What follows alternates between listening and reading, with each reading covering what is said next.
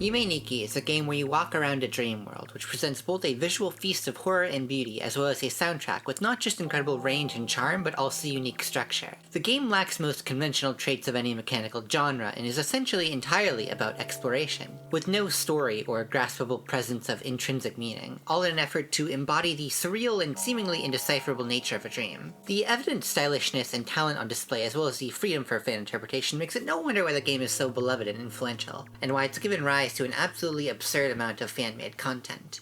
Among the works attempting to emulate Yume Nikki in the very same medium, Dotflow is perhaps the most iconic. Whereas other derivative works of comparable popularity had more resources or contributors to aid in their production, Dotflow was made entirely by one independent creator, Lol Rust. Considering the length, quality, and original features of the work, it's not unfair to say that Dotflow is an accomplishment almost as impressive as Kikiyama creating the original Yume Nikki. It's to the point where many have said they actually prefer Dotflow to the original Yume Nikki, and I think that's understandable, in that it's only natural for someone who aligns closely with the design ethos of Yume Nikki 2, in having some or any points of misalignment, find another similar yet distinct work more to their taste. And on the surface level, Dotflow can effectively be described as like Yume Nikki, but slightly different. Dotflow's protagonist, Sabitsuki, has a similar face, body shape, and even name to Yume Nikki's Madotsuki. The layout of Sabitsuki's apartment and all the essential items are also nearly identical, with one of the biggest differences being that instead of saving in the desk and sleeping in the bed in order to enter the dream world, you get in the bed to save and sit at the computer to enter what the game calls flow. There's even a minigame you can play that's basically just a horizontal nasu with 2D movement, dashing, and multiple lives. All features which add further depth while being far more tolerable, to the point where I actually lost track of time playing it. However, the rest of the game is actually largely different from Yume Nikki, visually, narratively, and structurally. And while they do inhabit the same genre that Yume Nikki practically invented, there are a few notable examples of Dotflow's design that differentiate it. The only appearance of something actually distinctly from Yume Nikki comes in the form of vague Easter eggs. It's kind of interesting to me that if it wasn't for some similar sprites and possibly shared code, Dotflow could probably get away with calling itself a clone rather than a fan game. Having that distance might have allowed for a bit more freedom, and I doubt Kikiyama would be particularly litigious. But I can tell that the creator had such a genuine love for Yume Nikki, even gushing over one of the characters in the readme. It probably would have felt wrong not to embrace the label. And though I'm sure this wasn't a conscious consideration, understanding Dotflow as a fan work helps those engaging with it nowadays to keep a fair outlook on it. When you decide to play a fan game, you sign up for a number of unspoken conditions you wouldn't expect from an original work or commercial product. The two most obvious traits are that, by their very nature, they will be derivative of something else, and they will likely be made with less resources than whatever the original something had.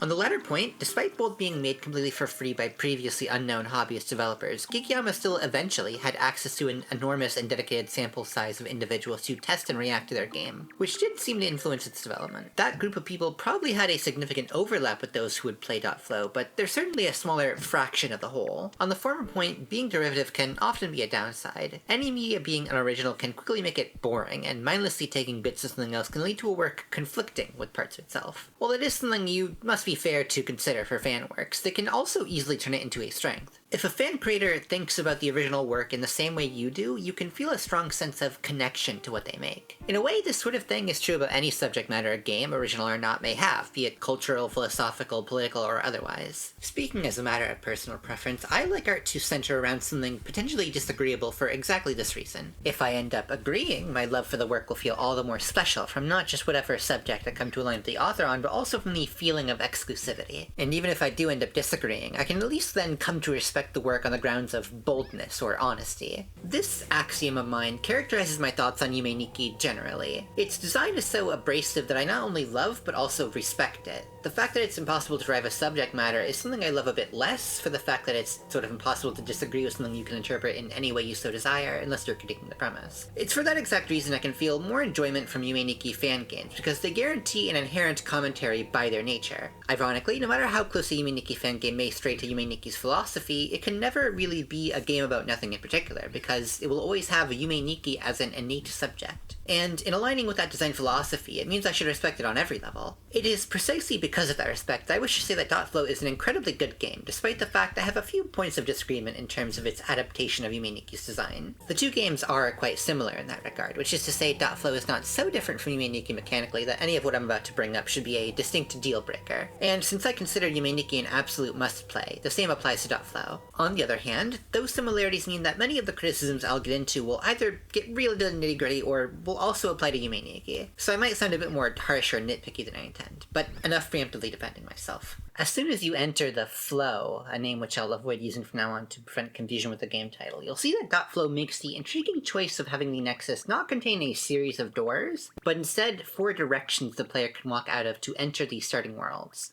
It's hard to oversell just how unique of a texture this gives to the experience. I would compare it to the Nexus in Yume Nikki, which has many methods of exit that are not doors, but those are still essentially just doors with unique animations attached to them. Walking into the side of the screen gives a very distinct impression of how the protagonist ended up in the new location, even if the presence of a door to get back spoils that a bit. But I think this has the downside of there being a small selection of starting worlds, something I think would have been difficult to solve without either removing the feature or awkwardly dividing the 4 cardinal directions into 8 or something. Yume Nikki immediately presents the player with a large breadth of worlds, all of which let you go at least 2 layers deeper. There wasn't a lot of interconnectivity in the worlds beyond that point, but the plethora of options from the beginning means that there's not many times you'll need to go into the same starting world to get to an all-new location. I do want to praise Dotflow for having more worlds and a lot more interconnectivity, to the point where the deepest levels are technically closer to the Nexus than the deepest in Yume Nikki, but you can still end up going through many more on the way to them. But although most of your adventuring will take you down a fun and exciting new path, it will always start off funneled through the same few levels. On top of that, most of these starting worlds only have 1 or 2 exits, meaning even the second tier of worlds can become overexposed. It doesn't help that these opening 4 are among the weaker levels in the game. Most of them only have a few points of interest, and they feel oddly sparse in comparison to many of the opening levels of Yume Nikki, which either have a lot more to take in, or at least put patterns of texture on the floor for variety. I do kind of like the music world at least, but I think there are way more interesting levels further on that would have left a better first impression. Strictly keeping 2 levels that loop, Submarine World is unlike anything in Yume Nikki, Industrial Snow World is a cute twist on a basic level theme that also connects to Dotflow's general aesthetic, Blood Maze plays the hilarious trick of not actually being a maze, thank god, and Electric World would have immediately made me fall in love with the game if it had been the first thing I saw. I suppose there was the desire to maintain the tradition of the starting levels having not just a certain type of layout, but also the scrolling texture as a background. There aren't many other worlds like this in the rest of the game, so I wonder if the developer just wasn't as big on the field level type. Actually, I should go more in depth with the different level types you can encounter in these types of games, because I have a big point to make about that. I'm coming up with my own names and definitions here, so apologies if I conflict with anyone else's established terminology. First off, the field is the archetypal Yume Nikki level, just a wide open space with bits dotted around and occasional landmarks. The trick to navigation here, if you don't already have an idea of where to go, is to comb over the map either 1 row or a column at a time, slowly returning to an identifiable point until you've confirmed that some section is bereft of anything important. After continually doing this, you should stumble upon every landmark present in a level. This might be tedious for the most open and spacious levels, but it is undeniably reliable and simple. There are some variations upon this sort of thing, like levels that can be divided into separate chunks, which are usually easier in that they provide landmarks in exchange for less freedom of movement. Then there's the oft-forgotten level type, where it's basically just a single path to follow, which I'll call the corridor. It's obviously the easiest one, and depending on how loose we are with the definition, encompasses a lot of levels in Dotflow, despite accounting for only a few in Yume Nikki. The most difficult level type is what I'll call a maze. A maze is a navigational challenge by definition, we all know what that means. A similar variation is what I'll call the dungeon, which plays out across multiple distinct sections of a world, divided by doors or teleporters. These, again, can be more or less difficult based on their individual construction, sort of hard to judge. Yume Nikki has a good balance of every one of these, with some that blur the lines of categorization. By my count, there's a little under a dozen levels that could generously be called maze or dungeon, around 20% of the total count. Let me tell you something about Dotflow.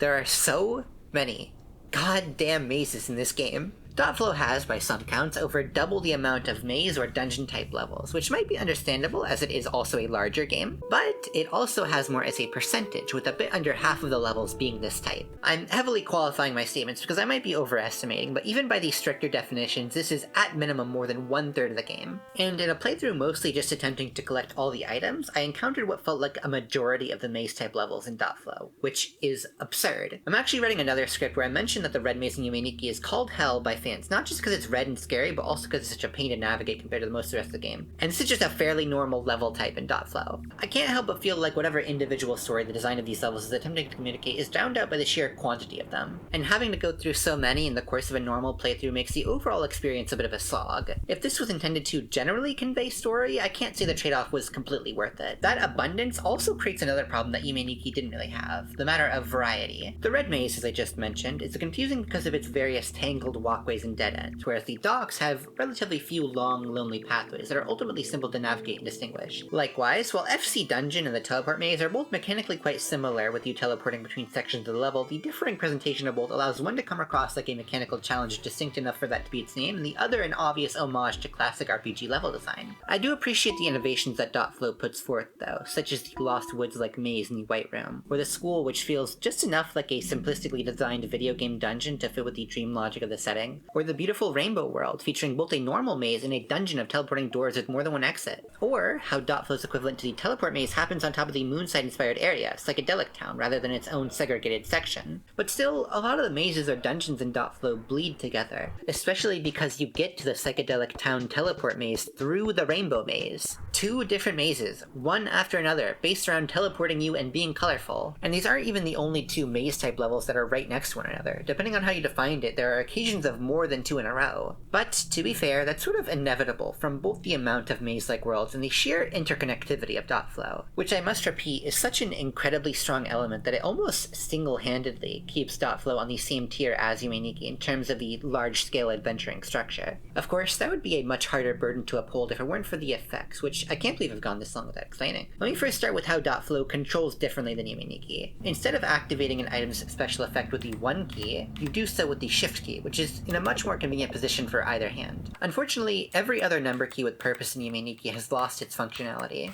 The inability to wake up with a button press means you also have to go into the menu for that, and worst of all, it's a nested menu. The inability to drop an effect means it'll clutter your inventory, adding seconds more to each instance of menuing. I consider this the worst part of Yume Nikki in any game following in its footsteps. The mere seconds of time spent in menus may not sound like much, but if you consider that some people will play these games for hundreds or even thousands of hours, that little time will really add up. And I hope it's not controversial to say that the menus in these games are the least noteworthy things to look at. Perhaps that's why Kikiyama implemented all the different menu themes in the first place, just to spice things up for people who would inevitably intend to play it for that long. But I think that the best solution would be something that does away with the menus entirely, such as the dedicated effect buttons in Dream Diary. In that case, though, you would run into the problem of working 24 effects onto a keyboard, which is far from the most graceful solution. Mitigating the problem there could entail lowering the amount of effects, but I actually think that the current number is fairly good. For the casual player, the ending being gated by every effect is the developer's way of forcing you to do a prerequisite amount of exploration before you're allowed to experience anything resembling conclusive catharsis that might make you put the game down. The longer this part of the game goes on, the more likely you are to grow an attachment to the game, so it only helps to have a decent item count.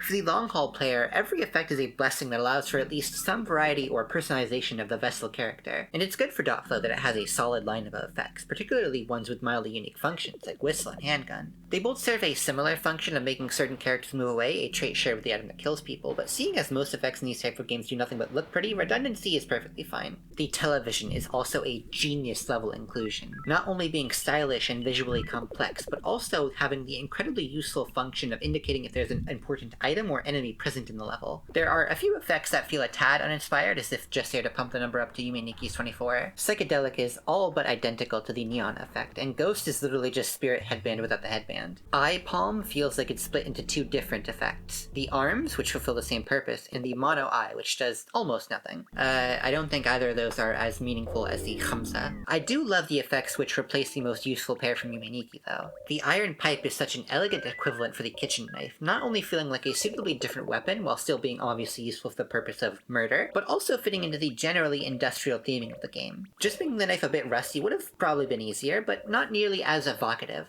I'm also impressed by the ingenuity of the broom effect, which combines the mostly useless witch and extremely useful bicycle into one stylish and speedy form. But I'm a bit less enthused by the fact that this effect is found 4 worlds deep. I believe it was very intentional that the bike in Yume Nikki could be found in one of the starting worlds just by walking in a straight line. As a game about walking around in a dream, being able to get around faster is the most powerful upgrade. The eye palm was also only 1 world deep, but I think Dotflow's interconnectivity makes the 6 world deep arms much less of a bother than the 4 deep broom. My first thought for why Dotflow would deviate from this is the fact that the speed boost is a little too powerful. Yume Nikki is best enjoyed at the leisurely pace that Madotsuki's default walking speed allows, where you can probably absorb the atmosphere and experience the plethora of fun effects. But if you have the bike, the temptation to use it to get around faster can easily tarnish both of these factors. On the other hand, I think the sheer size and depth of the dream world means that the speed boost also makes the backtracking more enjoyable. Anytime a level leads to a dead end or forks off into multiple, being able to quickly get through it improves the flow of adventure by cutting down on repeated treks through any world you feel you've already adequately explored.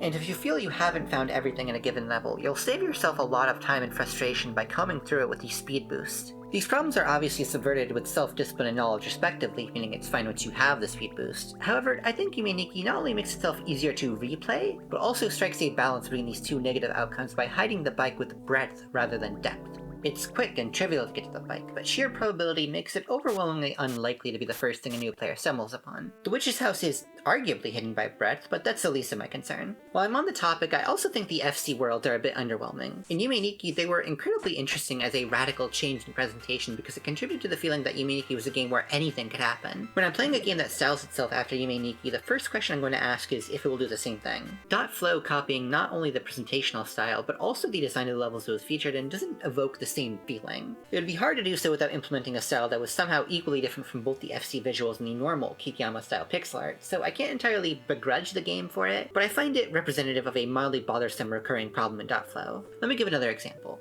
In Yume Nikki, you can find 2 different single-person bathrooms in random locations with gender signs attached to them, and Madotsuki can use both. Everything about this is weird. Not just the fact that there's a random bathroom in the middle of nowhere, or that Madotsuki's actions indicate some misalignment with gender norms, but also, why would a single-person bathroom have a gender sign on it? It's an unrealistic and unintuitive element that must only exist because it tells you something more about Madotsuki, even if that something only renders them even more cryptic. There's a similar bathroom set piece in Dotflow, but it sort of lacks everything I just described. It's built into a real location and there's 2 stalls inside. There's nothing weird about its existence. Subitsuki also can't enter the men's bathroom, which indicates that Subitsuki is a girl, something the player was going to assume anyway because she's wearing a skirt. I struggle to come up with an explanation for why such a thing is here other than to replicate Yume Nikki, but it's not recapturing what made this part interesting. I can't believe I'm about to say this. And for all the ways in which this exact description fits a game like Dream Diary, at least that came to the bathroom thing, right? I think I'm being a bit too harsh on Dotflow, though, because it's sort of at an inherent disadvantage. By virtue of Yume Nikki's non-existent or at least indecipherable narrative, any quote-unquote unnecessary detail it throws out either doesn't matter because nothing matters, or it can be argued as being an essential part of whatever the player imagines the story to be. Dotflow doesn't really have that luxury. Due to the recurrence of imagery and characters throughout the game, I think it's not controversial to say that, unlike Yume Nikki, Dotflow has a more distinct, concrete narrative, or, in a word, it has a narrative at all. Such a trait is not uncommon in Yume Nikki fan games, especially nowadays, but Dotflow remains notable for being one of the earliest to do so and one of the most high quality, also one of the few that's actually finished. It could be said that those other narrative-driven Yume Nikki derivatives can credit at least a small part of their inspiration to Dotflow, and undoubtedly, Dotflow is at its most interesting when it's doing something unique to itself. This applies not just to the narrative elements, but by virtue of the storytelling being chiefly visual, the aesthetic of the game as well. It's almost impossible to encapsulate all of Yume Nikki in a few descriptions, but I'd say that a lot of it dealt with desolate landscapes and bizarre creatures, being that looked either mythological or alien. With some exception, the few distinctly human-ish beings are usually featureless or distorted, separating the player from humanity itself. Dotflow is almost the opposite. So much of it is related to humankind. A lot of areas feature either man-made structures or presumably human body parts, and the majority of important NPCs appear to be human characters. I think there's a reason why humans are common in Dotflow, and it comes in line with a lot of the other common pieces of imagery I've identified, one of which is feminine beauty. You don't need a bathroom sign to tell that Subitsuki is a girl. The utter lack of masculine imagery in her dreamscape outside the character's smile, represented as a distinct individual. Effects like the girl's school uniform and the black dress contribute to this, along with the fact that the most important NPC type are the maids, who all wear the same gas mask. Cuteness in Dotflow is often given contrast in some way, and these characters with frilly outfits and faces hidden by cold metal are perhaps the most blatant example of it, if we discount the totality of Subitsuki. That contrast is, I think, hugely the point. There's a lot lot of metal machinery and technology in Dotflow, which is clearly very important. Not only does it describe many areas, effects, and characters, but it's the method of entering the other world, and loosely related to the title of the game itself. Of course, these concepts are incomplete without one more obvious keyword: rust. Sabitsuki's name literally means covered in rust, a description which fits very well with much of the game. So much metal is rusted, so many machines are broken. Rust is the corrosion of iron, the closest that a piece of technology can come to death.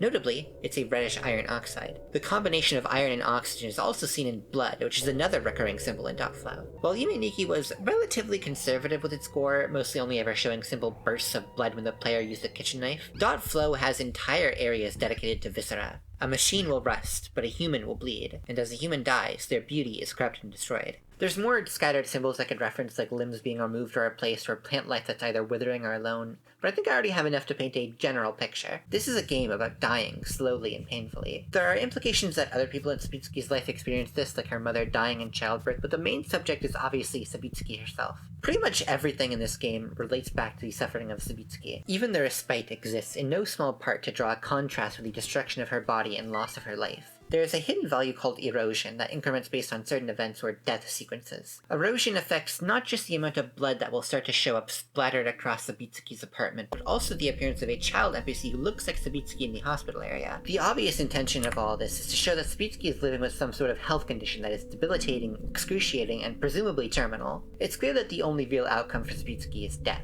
And in a way, this sort of ties very well into its status as a Yume Nikki fan game. On a surface level, the ending of Dotflow is very similar to that of Yume Nikki, where after collecting and depositing all 25 effects, Minotsuki would jump from a balcony and seemingly die in reality. Minotsuki's ultimate fate is either stagnation or death, but Sabitsuki's stagnant world is filled with the constant reminder of death and life lost. If this one ending were all the game had to show for itself, I'd probably be a bit disappointed that it didn't diverge more from Yume Nikki. Maybe I'd throw in a negative comparison to the endings of Yume Nikki, but obviously there's more. You can get 2 more endings after this, both tied to the little epilogue section of the game where you can wander the other world again as a slightly paler character, Sabi, a name which literally translates to rust. Both endings are basically just the same scene with more of it being shown to the player, the first revelation being that Sabi doesn't die from jumping off, but from a gas mask maid coming into reality and attacking her with a chainsaw. I think what's more important though is that epilogue section. I call it that because I think it's representative of just how short a segment of the game it can be. There are a small handful of new things you get to see, but the main progression is just going to 3 areas you couldn't access before and seeing their interaction. Along the way, the chaser enemies are replaced with short, fleshy humanoids, apparently called Fidai, that don't teleport you away, they just damage you. They're almost impossible to avoid due to their speed and your lack of options, and getting damaged too much will wake you up. But the necessary levels are generally set up to let you live long enough to get to the end, even with accumulated damage. At the end of it all, you can return to the start and access a new area, an increasingly bloody version of the hospital where Fidai roam, inevitably damaging you. The state of the environment matches Sabi herself, until you get to the final room, where a blood-covered Sabitsuki stands attached to the wall. Interacting with her makes Sabi pull the iron pipe out of thin air and begin attacking. There's a clear parallel between what happens here and in the final ending, where the new scene shows Sabi smiling and willingly walking into the maid's chainsaw. There is no golden ending where Sabitsuki somehow survives. As disappointing as it might be at first, it would completely go against the themes of the piece for her to make it out fine. So if death is an inevitable outcome, then the best ending for Sabitsuki can hope for is finding happiness and going out on her own terms. I must confess that it didn't quite hit me at first, but the more I've thought about it, the more perfect this conclusion feels to me. Not only does this game about suffering finish off with an end to the suffering of the main character, serving perfectly well as a standalone story, it also connects itself back to Yume Nikki by sharing a conclusion. And I think this is one area where I've really come to love Dotflow. I can't deny I felt a yearning to make sense of Yume Nikki. Seeing all the fan theories and analysis videos, I'm far from the only one. Dotflow taps into that exact feeling. It captures much of the distinctive design, the unique mood, and the unforgettable experience of Yume Nikki, and builds on it by adding a definite and consistent theme. Not a single second spent thinking about this world is wasted, because all of it contributes to the narrative of Sabi, the events that happen in her life and how she feels about it. Although some extraneous details are still unclear, perhaps even to the most ardent theorist, the pain and melancholy of the story come through really well. The ending is a perfect capstone, harsh and definitive, just like the rest of the game. Dotflow may not be without flaw. I think it might even surpass Yume Nikki for me personally. But I've addressed it without dulling my words because it really is such a well-made and interesting work. I wrote 5,000 words in a week because I couldn't stop thinking about this game. Even if half of them were nitpicky complaints, my love for this game definitely overpowers any negativity I feel. I almost couldn't imagine a more perfect fan-made successor. And in that regard, I guess I have found alignment with the taste of its creator.